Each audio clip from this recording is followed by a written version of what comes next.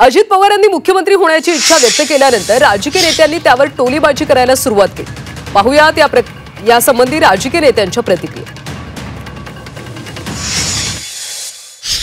आता परमनंट उपमुख्यमंत्री आहेच, तर मला असं वाटतं की बघू अजितदादा असतील किंवा त्या तितके सिनियर आणखीन बाकीही नेते असतील, त्यांना मुख्यमंत्री होण्याचं किंवा आणखीन कोणतंही होण्याचं त्यांची स्वप्न असणार किंवा काही असणार, ते त्यासाठी प्रयत्नशील असतात, त्यांचा पक्ष त्याच्यासाठी प्रयत्नशील असणार।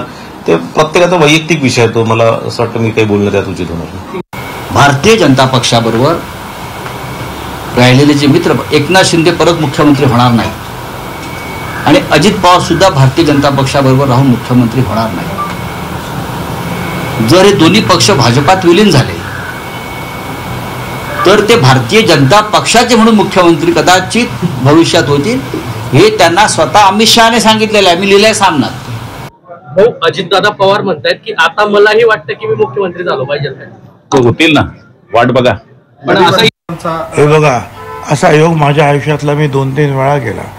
आता जे म्हणतात शिवसेनेत राहिलो असतो, तो योग तो बाळासाहेब स्वतःच म्हणत होते। दुसरा ज्या वेळेला मी काँग्रेसचा विरोधी पक्ष नेता होतो आणि नेमक्या निवडणुकीच्या वेळेला पुढच्या 99-2000च्या त्यावेळेला काँग्रेस पक्ष फुटला आणि राष्ट्रवादी आणि काँग्रेस वेगळं झाले।